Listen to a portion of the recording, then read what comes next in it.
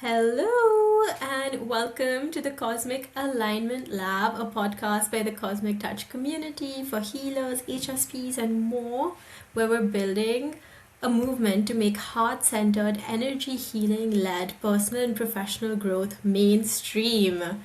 So, I'm Ishita, your host. I'm a Reiki master, I'm also a business consultant and a community architect.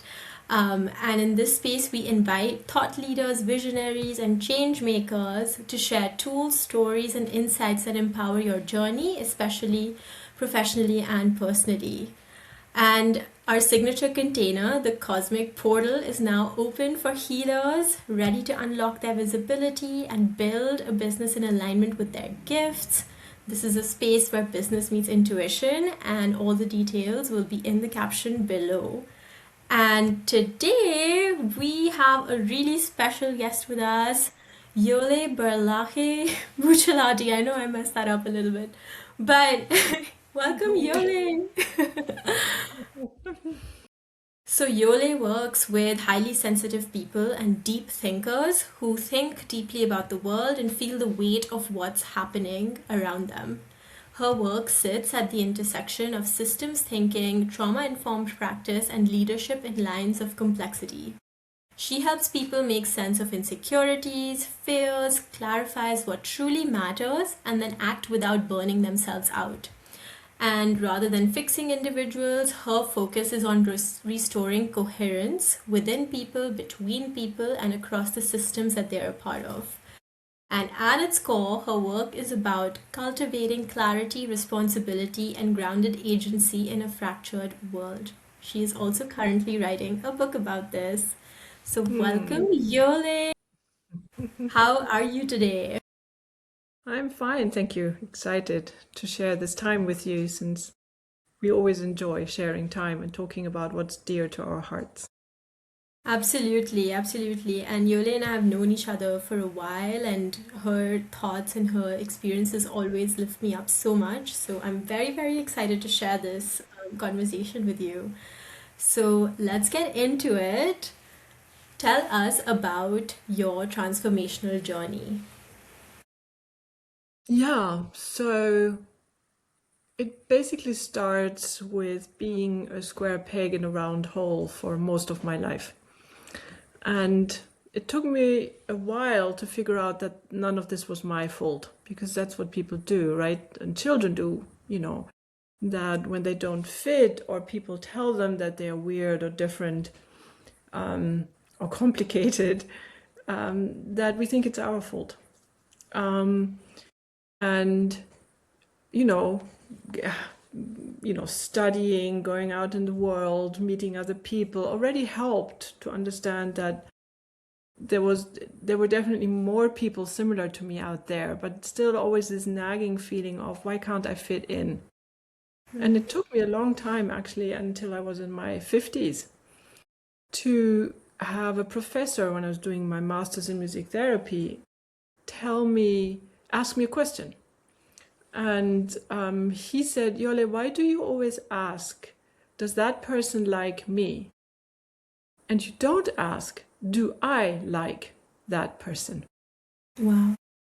And that was such a profound question for me. I mean, it was his last day. He was leaving after that, and he gave me a huge gift. He had observed me for 2 years, and he said, I need to tell you this.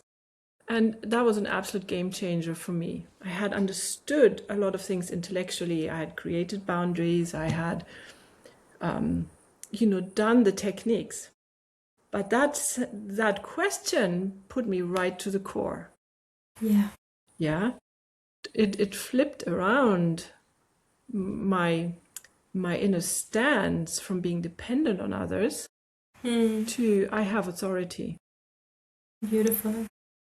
And yeah, and that's basically the work I do now, because that epiphany was like, I really need to share that with other people that are either highly intelligent or highly sensitive or both or different in whichever way.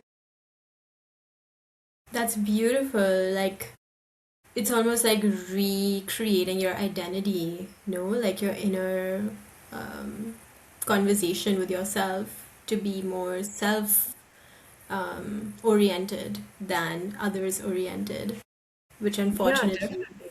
Yeah, and yeah, it gave me the varies. right. Being highly sensitive people are so harmony orientated, right? We never want to hurt anybody because we feel what goes on in the other person, but it gave me the right to say, I don't have to please that person. It sort of killed the people pleaser in me. That's beautiful. Yeah, It gave me a because tool. It gave me a practical tool. Do you see what I mean? and what exactly was the line that your professor said? Can you repeat that, Well, please? it was in German, so I'll translate it differently every time a little bit. But it's about why do you always ask, does the other person or that person that I was talking to or in a group like me? Do they like me? And you don't ask, do I like that person? Meaning there were some people in that group that were really aggressive towards me, and I was always people pleasing. And in a way, he was telling me, just tell them to shut up. You know? Yeah, just tell them that that is not okay, rather than trying to Yeah. explain them, help them, support them so that they like me. That's beautiful. And that changes things so much. Like, I think that's the primary boundary every child should be taught, Hmm. to put themselves first, to orient their lives around their happiness, their joy, their safety, you know? Yeah, not in a narcissistic way, but in a way that allows you to say no, which are two Exactly. different things, right? Yeah. So, since you brought up the word the narcissist, right? Can you go a little bit more into that? Like, what to you is the difference between someone who's more self-oriented versus a narcissist, and the relationships, between highly sensitive people and narcissists?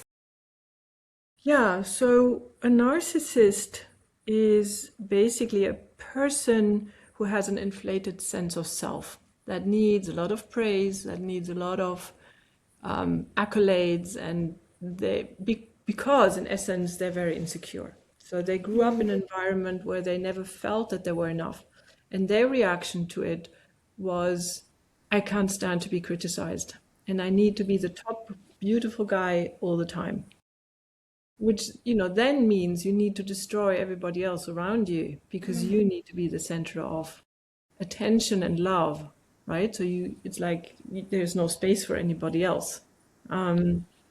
And by the way, there are many highly sensitive narcissists. They use the same skills. Yeah, they use the same skills of being able to tune into people and to sense what's going on in the other person. They're very savvy emotionally. That's also one of the reasons why there is so deep connection between the two, because they're all actually very similar. They just have a different strategy Interesting. coping. Yeah. Like, what is the connection between HSPs and narcissists, or what is the relationship dynamic that you were talking about?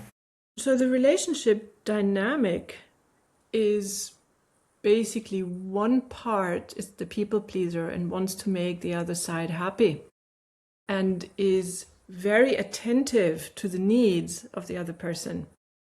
And like we said, this uncanny sense of knowing what's going on in the other person and always trying to fix that person because we love them, right?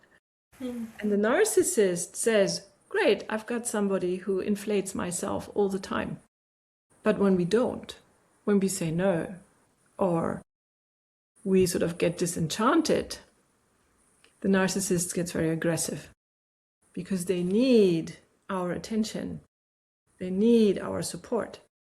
So many times the highly sensitive that's not narcissistic ends up in a burnout because we are like, and I forget what the English word is, when like a hamster in a wheel, always trying to get, because we also want the approval, yeah, right? Yeah.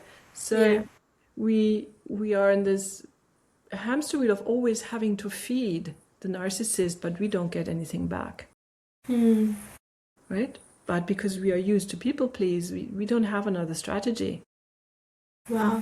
Yeah, it's also our strategy to make sure we are loved. So you get these two people that have a profound ego wound or I am wound, that are intertwined. They play a toxic game with each other.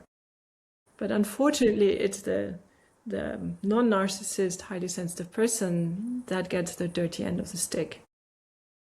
Yeah, Wow, because the other one pretends he doesn't need anybody.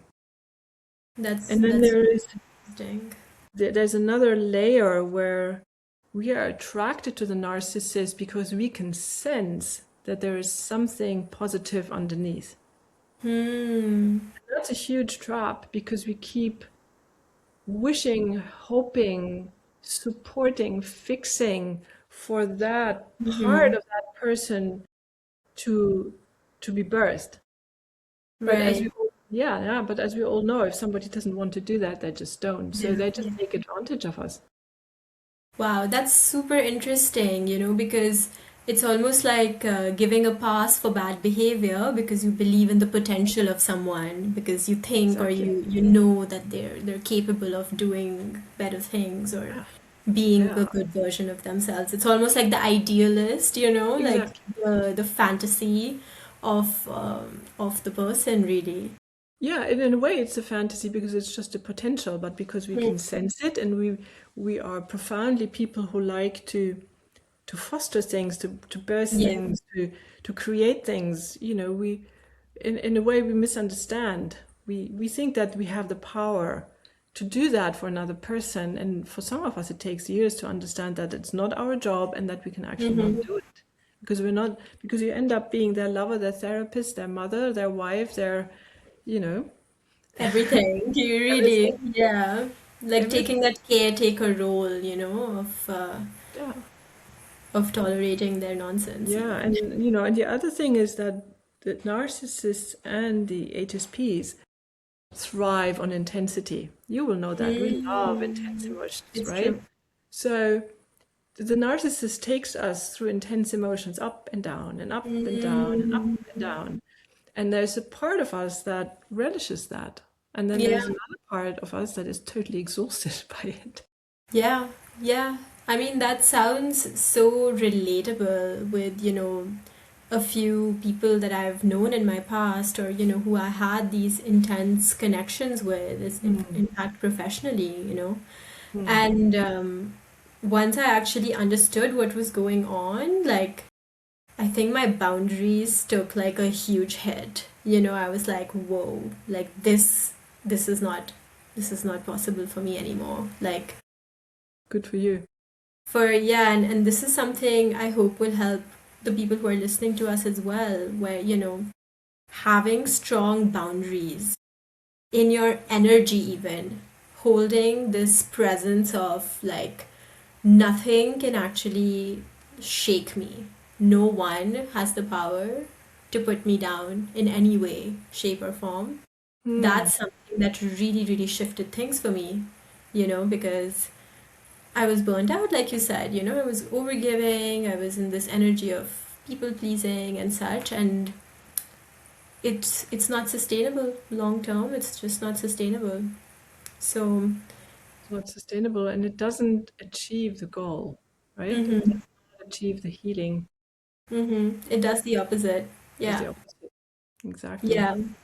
And since we were talking about energy, I remember we had conversations about that in the past. You know that I profoundly believe that the biggest or the most effective boundary is what is a boundary that is having, like you said, your energy really centered inside yourself and what's the English word? Shining basically out of your center. Mm, Boundaries are not boundaries. I mean, even just watching me do that, you can see it takes a lot of energy. Just imagine you have to keep people away from you, in this way by always trying to set up boundaries. It's also hugely exhausting and it's very ineffective. But if you have that calm center inside of you and it shows in the way you talk, you move, mhm. you show up. I can assure you narcissists won't even touch you because you're too much work for them. Yeah, it's true. Yeah, It's true. they realize, no, no, no, that's going to take effort. I'll go and look for another victim. Easy target, yeah. Fate, you know? Yeah. No, that's so true. And, you know, for a lot of us, that power, that center of power is actually like in between our navel and pelvis, which is Mm, called the hara. And that's where like it's like the seat of the soul, is what it's called. hmm. And it's where we store or we anchor into our essence, into our energy. So if there are a lot of people who I've met who, feel like their belly is always out of place, or, there's something like amiss there, very likely it's that they don't actually connect with that center of their own power and they're giving it away in places. So really connecting with that center has changed so, so much for me. I bet because when we don't have that, we are easily influenced by other people Mm-hmm. and drained, as you said. And, um, most Western people, their center is actually in their head. So they're not Mm-hmm. grounded at all. They're not connected to their heart or to their To the body. or the belly. So when I started in my early 20s, I started doing a lot of Japanese martial arts. Oh. I learned about this other place where, again, I learned about this. If I'm present in that way, a lot of people won't even attack me, you know, Mm. because, or bother me. There's a certain attitude, even in the street, if I walk in a certain attitude, people will just go out of my way. Mm-hmm. They're not going to bump Exactly. into me or do anything else. I mean, you can really have fun with this, you know? It's true. It's like your own little superpower, no? Like you can play with it. You can actually even expand it outside of you, inside of you. And yeah, it can be really, really fun. I super Mm, agree. And it's really interesting, Yole, that, for sensitives, like we're so highly attuned to other people's energies. If we actually bring it into ourselves and start getting attuned to our own, my God, it's so powerful. It's so beautiful. it The is. way that you transform, it's like unparalleled. Yeah, well, it tells you that sensitive does not mean disempowered. Hmm. Can you build on that? Yeah, I mean, that basically is the work I do. It's one part of the work I do. So I have these two strands and of work that, obviously are interrelated. And one of them is therapeutic work and therapeutic coaching. So you could call it deep coaching, where I work with sensitive individuals and I teach them about the trait and about their power, really. And we get deep unconscious, negative beliefs out of the way. We look at what's happening in the body. We look at the dream a person has and why that's not happening, basically. So in a way, it's similar to the work you do. Our work is very much in sync. And then the other strand is to work with leaders and change makers and people that really want to heal the fractured systems that we have, or actually, I should Mm-hmm. probably better say, build alternative systems that also need to get over a lot of junk. And Yeah. they need to work their way through a lot of, well, things are done this way, but they don't want to do it that way. But, the majority of the system still does. So there's a lot of self-empowerment work to do, a lot of self-worth work to do, a lot of translating, learning to translate what you and I perceive so that other people can hear and see it and can actually understand the value. And so that's the work I do. I mean, these two things is my body of work. That's really, really brilliant. And I would love to know a little bit more about the work that you do with leaders and change makers. So, how do you actually support them in shifting the systems that they're already within? Um, and what does that process look like essentially? Mm. So I don't work with the systems directly because I've never worked inside the system. So I've never worked for a big corporation, for example, or for the UN or something like that. What I do is help people clarify what they already know into a strategy that is authentic for them. So I help them. So what I always say is I don't fix my clients. I don't teach them how to cope, which is really important to me. I'm not in the business of allowing you to cope for 3 more months until, and then 3 months later Yeah. you go into burnout. That's what a lot of coaches do.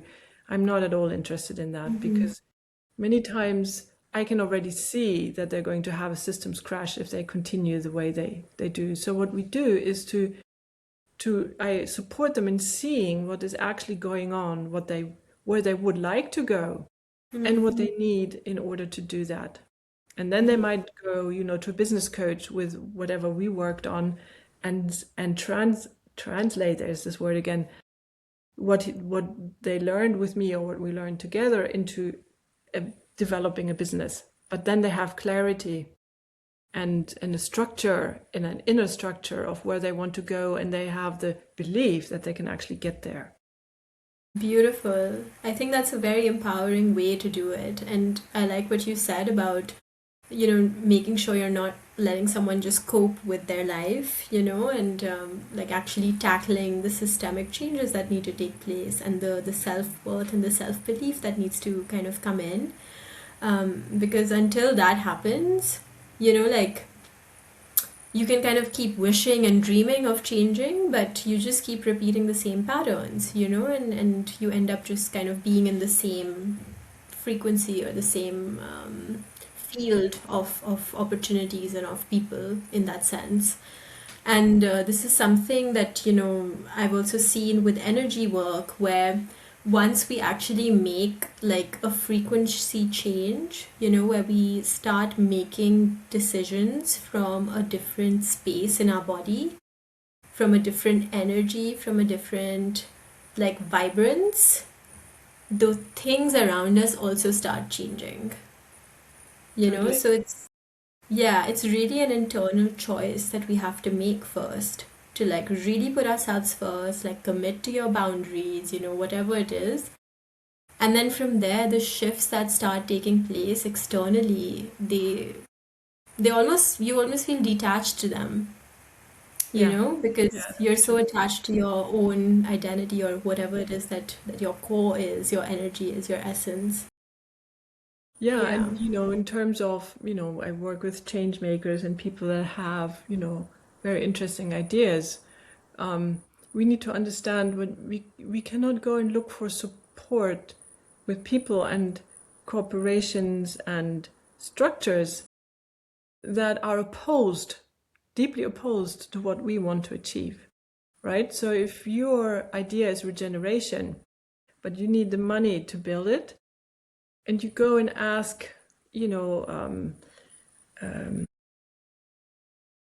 think of the word now, impact, um, impact funding or whatever the word Yeah, is. investors. Yeah. Huh?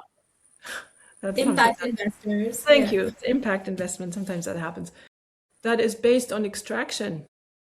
They will give you money, but they will turn your business around the way they want to have it, right? Because they have the power to do that. So to understand that we need to build other systems, we will not be able to do what we want to do within the systems that already exist.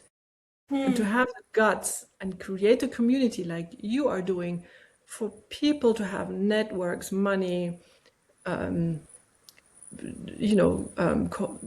structures. We have to build the structures for this other world ourselves. We cannot rely on the people that don't want that. Yeah. That's a very hard lesson because we are used to being disempowered. But there's no money for this. There are no people there that want what I want. It's so hard to find a team that actually, works, or to partner with people that are not going to screw me. All that stuff until we have, I call it a compass inside that will, and that includes our energy, because as long as our energy is not aligned with that compass, we will meet people that are going to sabotage what we want to do because Exactly. they're rooted in the Exactly. old system, and the old system is I'll screw you Yeah. And it's on my because day. you're also operating in that old system. Like, I want to challenge some of what you said about the systems part of things.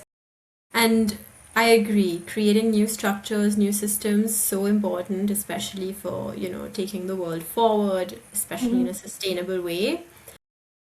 But what I've been experiencing these days is that the more we act from that space in our center, the more we can actually shift existing systems even.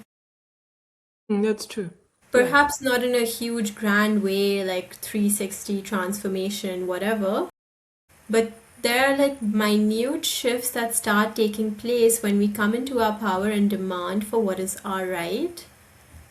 And it's it's really beautiful. Like it's the same exact people just behaving very, very differently all of a sudden because I'm in Mm. my power, you know? True. I agree with you. I think it has changed a lot in the last 10, 15 years. That more and more people, because everyone is so exhausted also, and so many people begin to understand that the systems no longer work. You Mm-hmm. have this hunger in people to have a different kind of community, a different kind of communication, a different kind of respect, a different kind of discernment of what's going on with nature. So if there's one person that radiates, that was the word I was looking for before, radiates that kind of energy, the majority of the people will sync with that. Mm. So there's this idea you have, out of a pool, let's say in a big company, if you'd say that is 100%, you have about 30% that actually don't want anything to change because they gain, they profit from what's going on, Exactly. either monetary or because they have power or because Emotionally, they even. emotionally they align with that for safety. Mm. And then you have about 20-25% of people that actually say, and sometimes less, that actually know and say, I can't do this. Mm. This is not right. And then you have that group in between. And that group in between is the group you're talking about that can actually be swayed. Mm. If you do that, in the end, you have 70 against 30. And then it's a different. Mm. That's so interesting. That's a very beautiful way of looking at it. Hmm. Yeah, the It people wasn't in my idea. between. It's is he Dutch? Yeah, it's a Dutch philosopher and psychiatrist that came up Okay. with that. He did studies with mass hypnosis, Wow. and very, very smart guy. His name is Matthias Desmet. So Amazing. anybody interested in that? Definitely. And we'll drop some links to check Mm. out more of his work, definitely. Amazing. Well, Yole, I guess my last question to you is, what is your spirit animal and why? Let me just briefly say, because we wanted to talk about that again, that I'm actually writing a book about what we just spoke about. Oh, yes. And I hope, and I found a really good publisher for it, which is De Gruyter Brill. And I hope it will be published in the autumn. So Amazing. it was a big step for me to actually really get out there and say, this is what I believe in, and this is my imprint, and this is what I want to have to say about this. Yeah. So just also to say to whoever is listening, limitations so often are just something that we make up. Yeah, because I remember when I somebody told me actually you're going to write another book, and I said no way on earth. I know how much work that is. I'm not, and here I am because it kept asked me to be written. Mm. I finally said okay. I think I can. But- so I'm happy that things are going the right direction, and Amazing. Tell us a little bit more about it. I know you've mentioned the word polycrisis to me about the book, but I want to Mm. know more.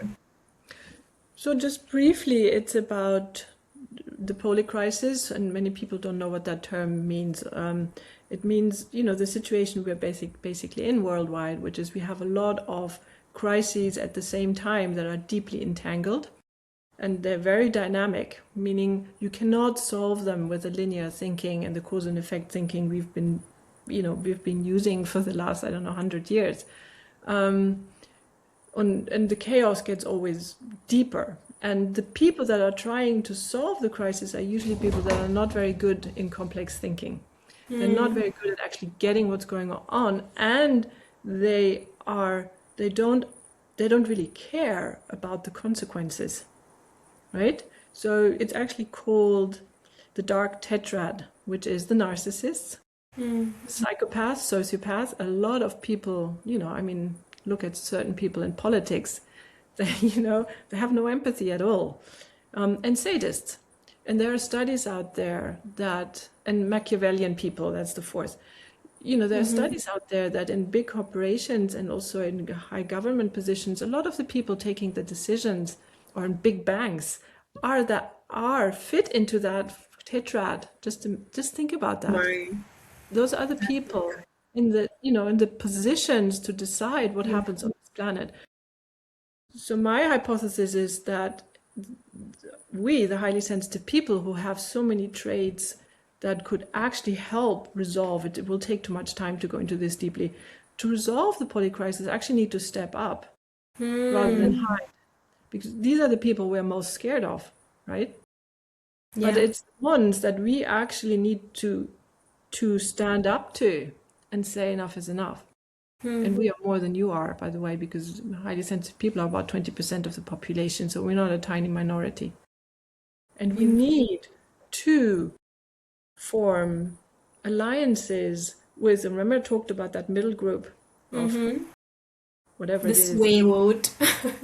Yeah, it depends a little bit how you calculate it. And work with them, inspire them, and work together with them, and take back the sovereignty. We have to do it because our group, the highly sensitive people, have so many important talents that make it possible for us to actually get what's going on. So that's what the book is basically about. It's cool. It's about what I call sagacious leadership. Congratulations on finding a publisher and everything. That's huge. So you did ask me about my soul animal, didn't you? You're a spirit animal, yes. Yeah, my spirit animal. So in a way, I always find it difficult to say I only have one. And in a way, I have two. So one is, in English, it's the falcon. Beautiful. Yeah. It's this really intelligent, swift bird. And the other one is a horse. Ooh. Always had deep relationships. I grew up with horses, and I think they saved my life, actually. So I have a very, very deep connection to horses. Beautiful. And there's so many peoples in the world. Like if you go to Mongolia, they actually have the horse and the eagle. Very powerful spirits, and many men and women actually combine the two. I mean, I don't know if they combine them as spirit animals, but you see these wonderful pictures, of them riding their horses with Eagle. eagles or other birds. Wow. That's so cool. Like a falcon, I don't know, like when you said that word, it just felt right for you. Like I feel like that's very much, your outer personality, like you're calm, but like you have that high perspective. And it's interesting that your other spirit animal is the horse, because we're actually moving into the year of the horse from Chinese astrology. And this is where, there's a lot of sustainable movement that starts happening, sometimes very rapid, very fiery even. But what I really love about the energy of a horse is how calming and patient it can be, when it's in that zone. Like it can just help you release like all of Mm. the tension in your body, or the stress you might be feeling, which I think you have that effect. So Thank you. Thank you. Yeah. yeah, amazing. Well, thank you so much, Yoli, for coming on No, our thank you. podcast and for recording with us. Thank you Yoli for this is, opportunity, Ishita. oh, Ishita. absolutely. And yeah, thank you so much for being on here. It's always a pleasure speaking with you. I think we always have really profound conversations, and I have like at least a few aha moments, while just speaking with you. So I'm very, very happy we get to share this conversation with more people and let them think a little more outside the box and accept a little bit more of who they are, through the conversation we had. Um, and yeah, Yeah, and I I mean, there will. is some information on my homepage, and there's always the option to, get in touch with me and have my podcast. So if people want to educate themselves about this trait, there's the stuff I offer, and there's tons of other stuff out there. So I would like to contest a little bit. We really need to get moving. A little bit ain't gonna do. Absolutely, absolutely. And I've actually also been on Yole's podcast, and we had a really, really fun conversation about person. Thank you again, Yole, for sharing your beautiful voice with us and for really asking us all to step up. This is our year, guys, 2026. Let's make this Exactly. happen. Step up. Exactly. Absolutely. All Yeah. right. Thank you, Thank you, everyone. Ishita. See you on the next Thank you. one. Bye. Bye.